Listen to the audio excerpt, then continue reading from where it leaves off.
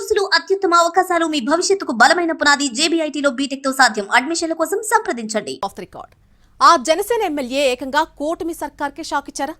మంత్రికి సార్ రాసిన సిఫార్సు లేఖలు చూసిన ప్రతి ఒక్కరికి దిమ్మ తిరిగి మైండ్ బ్లాంక్ అయిపోయిందా? పైరవీలకు కూడా ఒక పద్ధతి పాడు ఉంటాయి కదా, ఇవెక్కడ సిఫార్సులురా బాబు అంటూ అంతా తల్లు బాదుకుంటున్నారా? నవ్విపోతురుగాక నాకేటి సిగ్గు అంటున్నా ఆ ఎమ్మెల్యే ఎవరు? ఎలాంటి సిఫార్సు లేఖ ఎవరికి రాశారు? వంశీకృష్ణ శ్రీనివాస్ యాదవ్ విశాఖ దక్షిణం నియోజకవర్గ ఎమ్మెల్యే. సీనియర్ శాసనసభ్యులు చాలా మందే ఉన్నా జిల్లాలో ఈ నేత దూకుడు మాత్రం ఇటీవల బహిరంగ చర్చకు కారణమవుతోంది. సంథింగ్ స్పెషల్ అనిపించుకోవాలని బలంగా కోరుకుంటున్న వంశీ అందరికంటే రెండాకులు ఎక్కువే చదివినట్టున్నారంటూ సొంత పార్టీ జనసేనలోనే గుసగుసలు ఎక్కువయ్యాయి. ఈ క్రమంలో తాజాగా ఆయన లేఖల వ్యవహారానికి సంబంధించిన డిస్కషన్స్ హాట్ గా నడుస్తున్నాయి.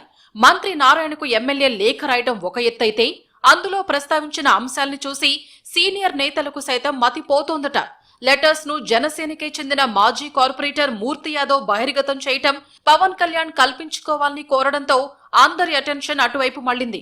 సీనియర్ ఎమ్మెల్యేలు సైతం చేయని సాహసం, అది తన నియోజకవర్గానికి సంబంధం లేని వ్యవహారాల్లో వంశీ తలదూర్చడంపై కూటమి వర్గాలు రకరకాలుగా చర్చించుకుంటున్నాయి.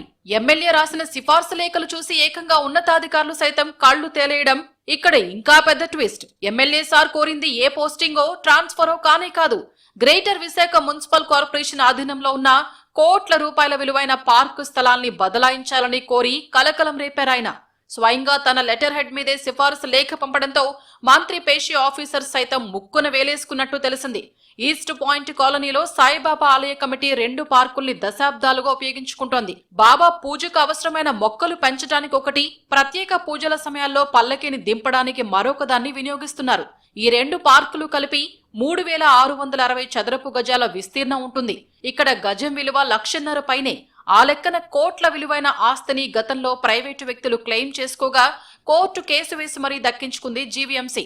ఈ 2 పార్కులు ప్రైవేటు పార్టీకి చెందినవని, వాళ్లంతా తనకు పరిచయస్తులు గనుక పరిశీలించి అందుకు తగ్గట్టుగా జీవీఎంసీ, వీఎంఆర్టీఏలకు ఆదేశాలు జారీ చేయాలంటూ పురపాలక శాఖ మంత్రి నారాయణకు ఈ నెల 9న లేఖ రాశారు ఎమ్మెల్యే.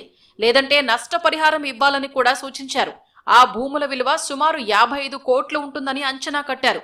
ఇక అక్కయ్యపాలెం 80 అడుగుల రహదారి సమీపంలోని భూమిని జీవీఎంసీ ఉపయోగించుకుంటోందని, దాన్ని కూడా వెనక్కి ఇవ్వాలని అదే మంత్రికి మరో లేఖ రాశారు వంశీకృష్ణ.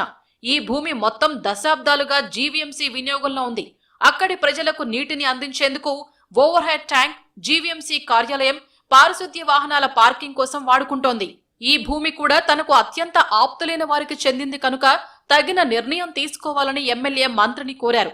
వాస్తవానికి ఈ 2 భూములు న్యాయస్థానాల ద్వారా జీవీఎంసీకి దఖలు పడ్డాయి. ఇది జరిగి 3 దశాబ్దాలు దాటింది. ఇప్పుడు వాటిని వెనక్కివ్వాలని, లేదంటే నష్టపరిహారం చెల్లించాలని ఎమ్మెల్యే లేఖ రాయడంపై వివిధ వర్గాల్లో అనుమానాలు రేకెత్తుతున్నాయి. అది కూడా తన పరిధిలోకి రాని వ్యవహారాలు కావడం మరింత ఆశ్చర్యానికి కారణమవుతోంది.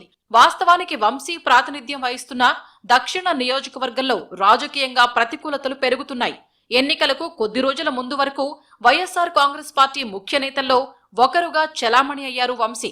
త్రుటిలో గ్రేటర్ విశాఖ మేయర్ పీఠం చేజారిన స్థానిక సంస్థల కోట ఎమ్మెల్సీ ఇచ్చి గౌరవించింది ఫ్యాన్ పార్టీ. అయితే అనూహ్యంగా ఆయన పార్టీ మారడం, జనసేనలో ఆదరణ, ఎమ్మెల్యే అవటం ఇలా ఒకదాని వెనుక ఒకటిగా కలిసి వచ్చాయి. గెలిచింది మొదటిసారి అయినా సిటీలో బలమైన ఎమ్మెల్యేగా తన మార్కు వేసుకునే ప్రయత్నంలో ఉన్నారాయన.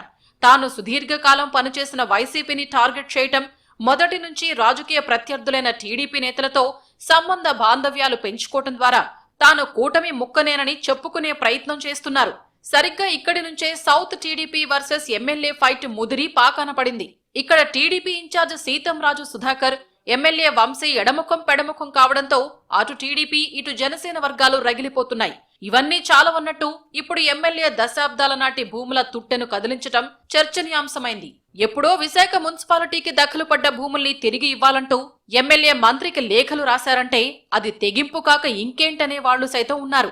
అంతలా తెగించారంటే తెర వెనుక ఏం జరిగి ఉంటుందోనని కామెంట్ చేసేవాళ్లు సైతం పెరుగుతున్నారు.